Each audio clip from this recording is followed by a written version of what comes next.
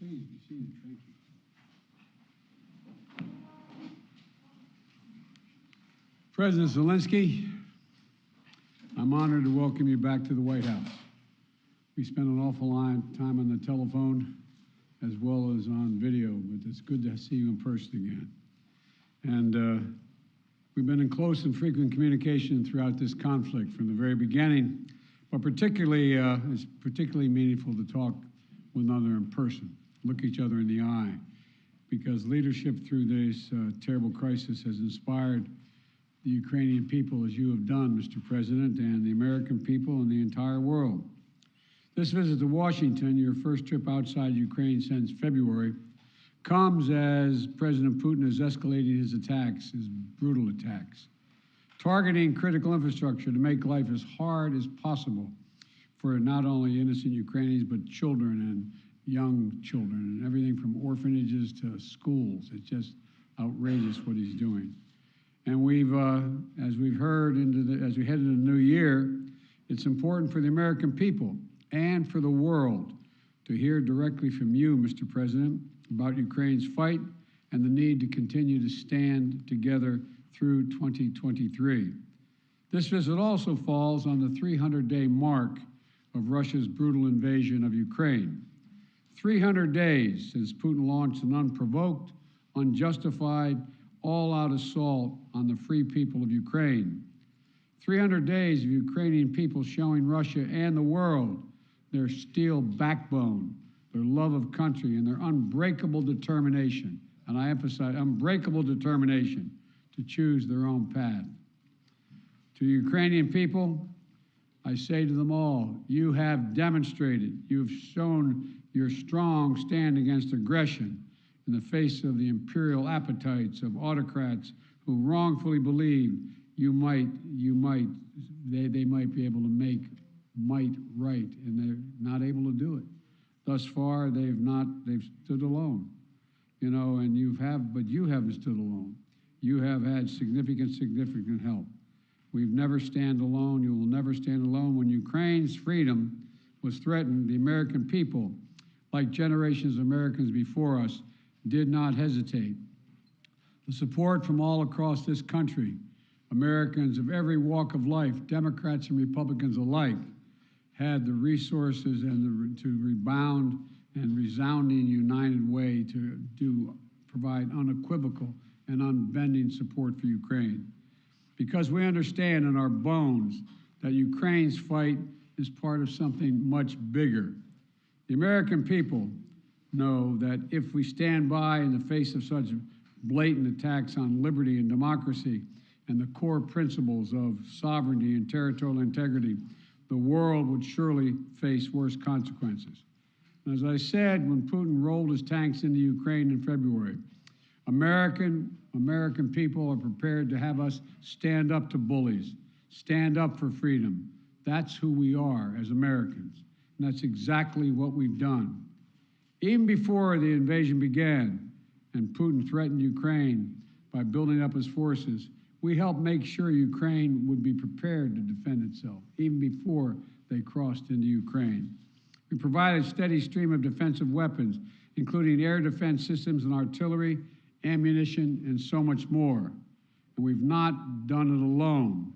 From the very beginning, the United States rallied allies and partners from around the world to stand strong with Ukraine and impose unprecedented, and I emphasize unprecedented, sanctions and export controls on Russia, making it harder for the Kremlin to wage this brutal war.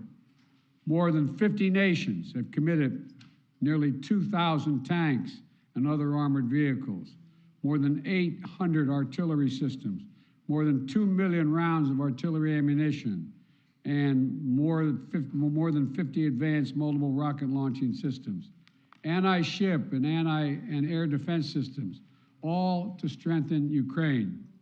Together, we provided billions of dollars in direct budgetary support to make sure the Ukrainian government can keep providing basic fundamental services to the Iranian people, like healthcare, education, and emergency personnel. This includes another $2 billion that in direct budget support from the American people that the World Bank distributed earlier this week. We provided humanitarian assistance to help the millions of Ukrainians who have been forced to flee their homes because of Putin's inhumane, brutal war. Communities across Europe have opened their hearts and their homes to help Ukrainians in need. The United States has been proud to welcome more than 221,000 Ukrainians seeking refuge since March of 2022, including as part of Uniting for Ukraine, as part of our Uniting for Ukraine program. And today, USAID is committing more than $374 million in urgently needed humanitarian assistance for Ukraine. This will help provide food and cash assistance for more than 1.5 million Ukrainian people, as well as access to health care, safe drinking water, and help stay warm in the winter for more than 2.5 million Ukrainians. The United States and our allies and partners around the world have delivered a broad range of assistance at historic speed and has been critical to bolstering Ukraine's success thus far. Ukraine has won the Battle of Kiev, has won the Battle of Kherson, has won the Battle of Kharkiv. Ukraine has defied Russia's expectations at every single turn. And President Zelenskyy, you have made it clear that he is open to pursuing, well, let me put it this way. He's not open, but you're open to pursuing peace. You're open to pursuing a just peace. We also know that Putin has no intention of stopping this cruel war. And the United States is committed to ensuring that the brave Ukrainian people can continue to defend their country against Russian aggressions as long as it takes. And I want to thank the members of Congress for their broad bipartisan support to Ukraine. And I look forward to signing the omnibus bill soon, which includes $45 billion in additional funding for Ukraine. I'll also sign into law the National Defense Authorization Act, which includes authorities to make it easier for the Department of Defense to procure critical munitions and defense materials for Ukraine and other key materials to strengthen our national security. Today, I'm announcing the next tranche of our security assistance to Ukraine. $1.85 billion package of security assistance that includes both direct transfers of equipment that Ukraine needs, as well as contracts to supply ammunition Ukraine will need in the months ahead for its artillery, its tanks, and its rocket launchers. Critically, in addition to these new capabilities, like precision aerial munitions, the package will include a Patriot missile battery, which will train Ukrainian forces to operate as part of the ongoing effort to help bolster Ukraine's air defense. It's going to take some time to complete the necessary training, but the Patriot battery will be another critical asset for Ukraine as it defends itself against Russian aggression. Altogether, today's new security assistance with humanitarian funding amounts to $2.2 billion in additional support for the Ukrainian people. We should be clear about what Russia's doing. It is purposefully attacking Ukraine's critical infrastructure, destroying the systems to provide heat and light to the Ukrainian people during the coldest, darkest part of the year. Russia is using winter as a weapon, freezing people, starving people, cutting them off from one another. It's the latest example of the outrageous atrocities the Russian forces are committing against innocent Ukrainian civilians, children, and their families. And the United States is working together with our allies and partners to provide critical equipment to help Ukraine make emergency repairs to their power transmission systems and strengthen the stability of Ukraine's grid in the face of Russia's targeted attacks. We're also working to hold Russia accountable, including efforts in Congress that will make it easier to seek justice for Russia's war crimes in Ukraine. Let me close with this. Tonight is the fourth night of Hanukkah, a time when Jewish people around the world, President Zelenskyy and many of the families among them, honor the timeless miracle of a small band of warriors fighting for their values and their freedom against a much larger foe, and how they endured and how they overcame. How the flame of faith, with only enough oil for one day, burned brightly for 8 days.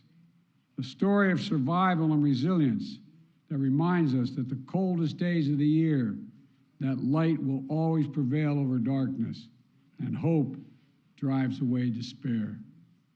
And that the human spirit is unconquerable as long as there are good people willing to do what is right.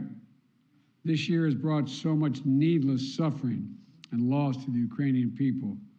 But I want you to know, President Zelenskyy, I want you to know that all the people of Ukraine to know as well. The American people have been with you every step of the way, and we will stay with you. We will stay with you for as long as it takes. What you're doing, what you've achieved, it matters not just to Ukraine, but to the entire world. And together, I have no doubt we'll keep the flame of liberty burning bright, and the light will remain and prevail over the darkness. Thank you for being here, Mr. President. We're going to stand with you.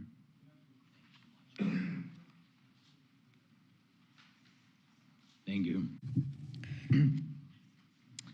Шановний пане президент. Dear Mr. President, please put on the equipment. Once again, Mr. President, President Biden, audience, journalists, ladies and gentlemen, I came here to the United States to forward the word of thanks to the people of America, people who do so much for Ukraine. I am thankful for all of this. This visit to the United States became really a historic one for our relations with the United States and the American leadership.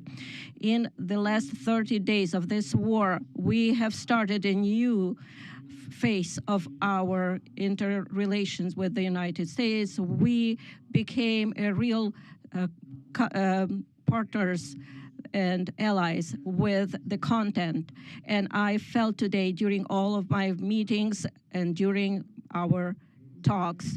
Once again, I would like to thank Mr. President Biden, for his candid support and what is very important, the understanding of Ukraine, and for the support of the international coalition to strengthen international law. I am grateful to President Biden for his personal efforts, his steps that unite the partners and global South.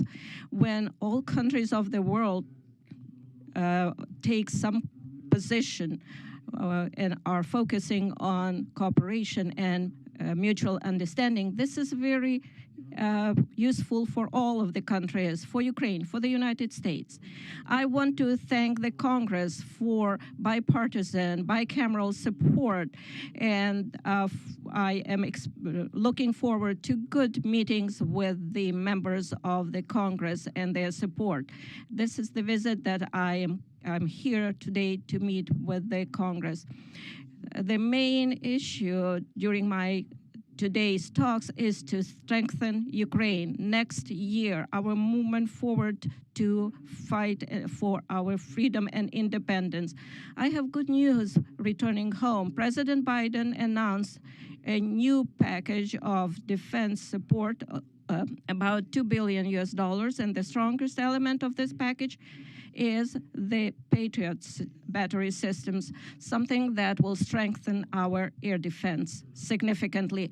This is a very important step to create secure airspace for Ukraine, and that's the only way we would be able to deprive the terrorist country and their terror attack to strike our energy sector, our people, and our infrastructure.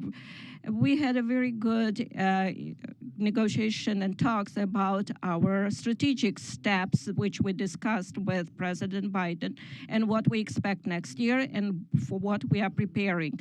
This is very important for all Ukrainians, and I am hopeful. And once again, thank you, Mr. President, for $45 billion. Because this is a big assistance, and I hope that the Congress will approve this financial assistance for our country. This is almost $45 billion. Thank you very much for the support. Every dollar of this investment for the United States is going to be strengthening of global security. I know that the American leadership will be strong and will play important role in global scope. And the United States will help us to defend our values and independence. And regardless of changes in the Congress, I believe that there will be bipartisan and bicameral support. And I know that everybody works for this. And of course, during all of my meetings today, we discussed issues of standoff against terror of Russia, their destruction of our energy infrastructure.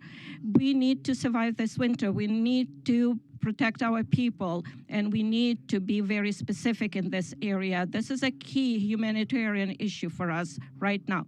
This is the survival issue. We are discussing sanctions and legal pressure on the terrorist country, Russia.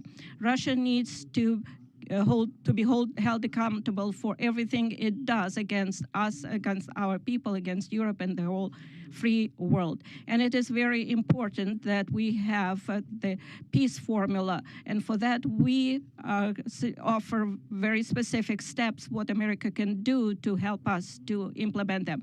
We propose global formula for peace summit. I'm thankful for our American counterparts that they feel us and understand how important it is to continue and stay on course and work on integrity of the country and international rule of law. We will also need, as soon as our defense capabilities will be strengthened in the next few months. I don't want to discuss it in details right now. I believe you understand why, but I am very grateful to President Biden. Thank you for your attention to all of these issues. Glory to Ukraine. Very much, Mr. President. We're going to take questions from 4 different reporters, and let's start with Alex of Yahoo News. Thank you, Mr. President. In 2022, you presided over a bipartisan international coalition to support Ukraine. How will you keep that coalition from fraying in 2023? And President Zelenskyy, welcome to Washington on this beautiful winter day. What is your message to the American people? Well, answering your questions first, I'm not at all worried about holding the alliance. Наше союзницьке партнерство з країнами Європейського Союзу і іншими країнами. Assume this is simultaneous. All right. Okay. I've never seen NATO or the EU more united about anything at all. And I see no sign of there being any change. We all know what's at stake here. Our European partners, all the more so. They fully understand it. This is about, we've never seen a major invasion of a European country since World War II. And they see no signs that Putin is going to do anything to change that unless we resist and we help the Ukrainians resist. We all know what's at stake, the very idea of sovereignty, the UN Charter. Putin thought he would weaken NATO. Instead, he strengthened NATO. I once said to him that we talk about he wanted to see Europe end up being divided. And instead, what did he do? He produced a more united Europe with Sweden and Finland joining. So I don't see any reason to believe there'll be any lessening of support. And as we reach out to our NATO allies, our Secretary of Defense and our Secretary of State, we get continued support, not only there, but also from around the world, from Japan and many other countries as well. So I feel very good about the solidarity of support for Ukraine.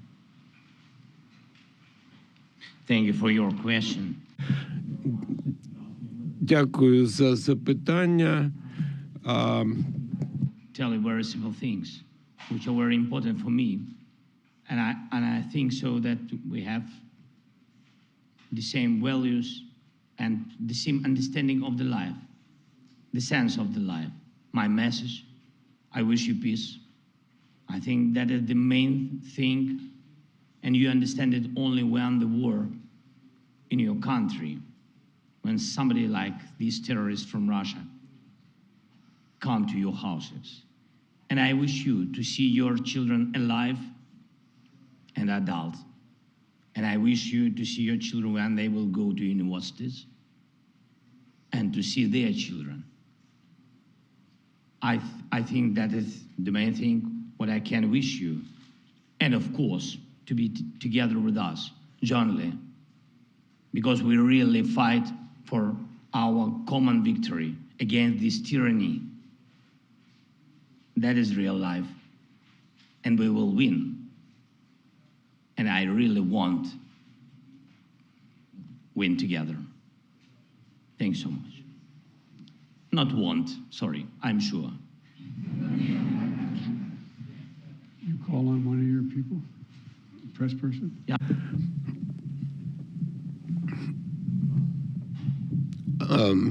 Yes, please. Enter.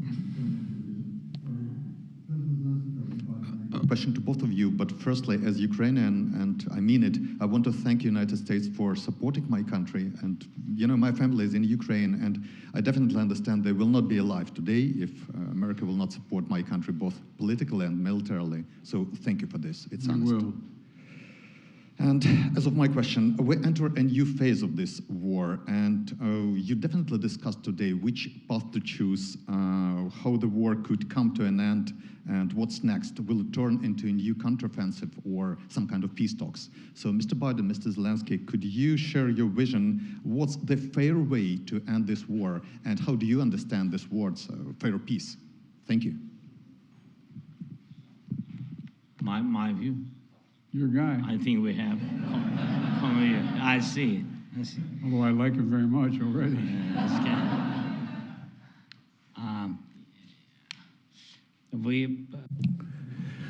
You have started this question.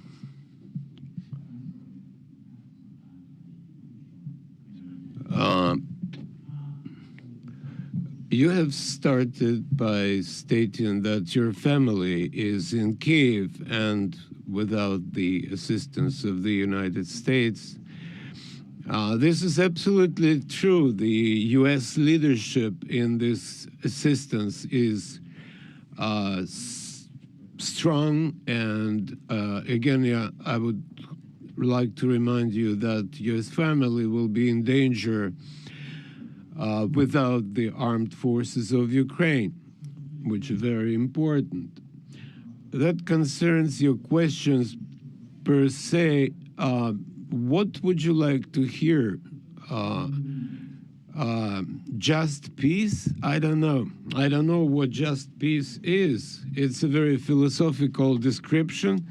If there is a just war, I don't know.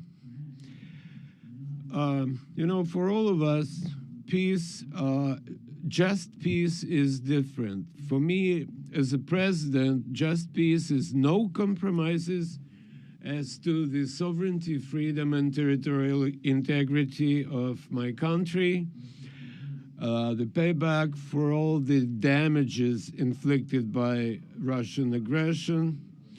I'm sorry I'm talking about children a lot today, but as a father, I would like to emphasize, you know, how many parents lost their sons and daughters on the front lines. So what is just peace for them? Money is nothing, and no compensations or reparations are of no consequence. They live by revenge. Otje, I think this is a tremendous tragedy, and the longer the war lasts, the longer this aggression lasts, there will be more parents who live for the sake of vengeance or revenge. And I know a lot of people like that. So there can't be any just peace in the war that was imposed on us by these, I don't know how to describe that because we are in the White House and I can't find the proper language. So these inhumans I would say.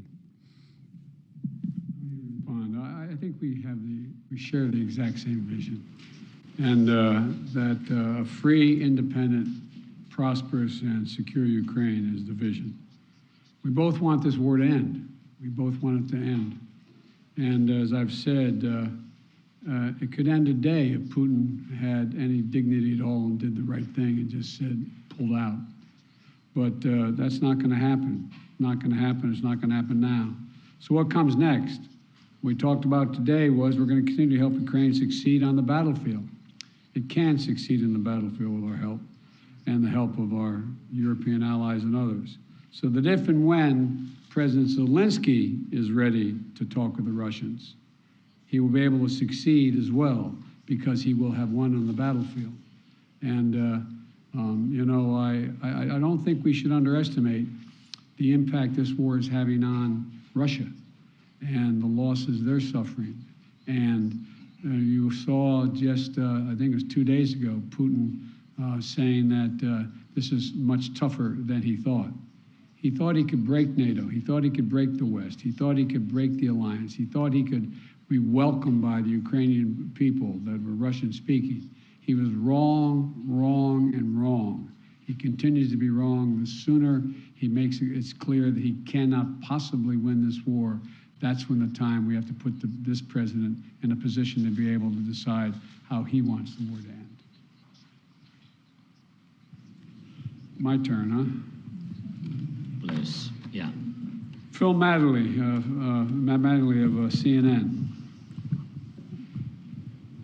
Thank you, Mr. President. Welcome, Mr. President. Mr. President, to start with you, your advisors often talk about how critically important you view face-to-face interaction. I'm wondering, after spending 2+ hours face-to-face with President Zelenskyy, what you learned or what you took from the meeting that perhaps you couldn't glean or learn in the phone calls or video conferences, and somewhat tied to that, was there any discussion related to the U.S. assessment that Russia would not take escalatory action now that Patriots are being sent, a Patriot battery will be delivered? Let me answer the first question, the first part of your question. You know I get kidded for saying that there's all politics is personal. It's all about looking someone in the eye, and I mean it sincerely. I don't think there's any substitute for sitting down face-to-face with a friend or a foe and looking them in the eye. And that's exactly what's happening at this moment. We've done that more than once, and we're going to continue to do it. And the winter is setting in, and Putin is increasingly going after civilian targets and women and children, orphanages. This guy is, well, but he's going to fail. And he's going to fail. He's already failed because he now knows that there's no way he's ever going to occupy all of Ukraine. There's no way in which he's going to be accepted by the Ukrainian people. And so he's failed in the past, and it was very important for him and everyone else to see that President Zelenskyy and I are united, two countries together, to make sure he cannot succeed. And I think I may be mistaken, but I know I judge every leader by the way what they say to me, their consistency, and look him in the eye. This guy has to his very soul is who he says he is. It's clear who he is. He's willing to give his life for his country, and all the folks that came with him today. And so I think it's important for him to know we are going to do everything in our power to see that he succeeds. Thanks. What was the second part of your question? I just asked if you had discussed how the U.S. calculated the escalatory effect of sending a Patriot missile battery to Ukraine. I did not discuss that at all with the president, but we do not. It's a defensive system. It's a defensive weapon system. It's not escalatory. It's defensive, and it's easy to not. And we'd love to not have to have them use it. Just stop the attacks. President Zelenskyy, again, welcome. You mentioned earlier that you wanted to make this trip for a while now. Why now? And also, can you tell me what you think the message you are sending to President Putin is, given the fact that 24 hours ago you were on the ground in the front lines with artillery echoing behind you, and now you find yourself in the White House standing next to the president?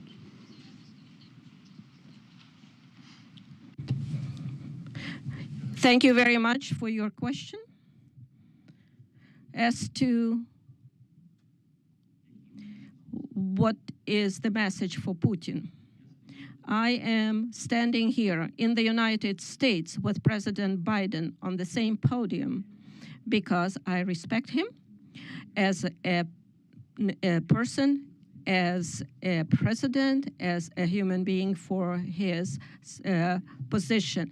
And for me, this is a historic moment. I can send messages to President Biden. For example, if it's not serious, you said, what's going to happen after Patriots are installed? After that, we will send another signal to President Biden that we would like to get more Patriots.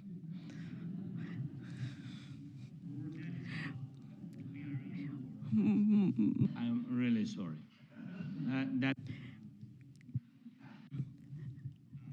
As to President Putin, in 2019, we had a Normandy meeting. In 2019, I became the president of Ukraine, and at that time, we were sending maximum messages to President Putin, telling him that there shouldn't be a full-scale invasion, to stop aggression, to renew our territorial integrity, to find diplomatic solution. God forbid, we should not have a full-scale war. At that time, he said, it won't happen. He was lying. So what kind of message I can send him after he actually destroyed our life, is destroying our life? He can even go further, somewhere where the Soviet Union stayed before this, so he might want to invade those territories too. I believe that there is something mortal about his inadequate approach to the world. Why we need to send him a message? He needs to be interested in getting attention from the world, because he is not a subject of civilized people. He should be interested in trying to save something of his culture and history of his country. So that's his problem now. This will be the last question. Olga Kushelenko, 1+1 TV channel.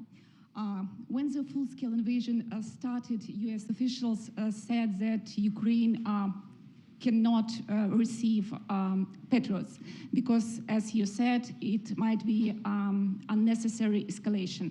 And now it is happening. Right now, today, it is happening. And now Ukraine desperately needs more capabilities, including long-range missiles, ATACMS.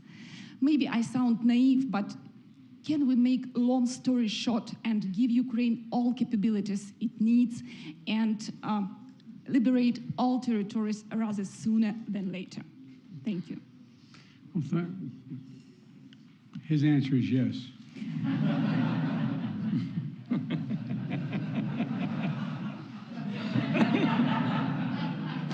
I agree. Let me be straightforward with you here. Дозвольте мені бути відвертим з вами. Факт полягає в that before Russia invaded, we dedicated an enormous amount of security assistance to Ukraine. And we've given Ukraine what they needed when they needed to defend themselves.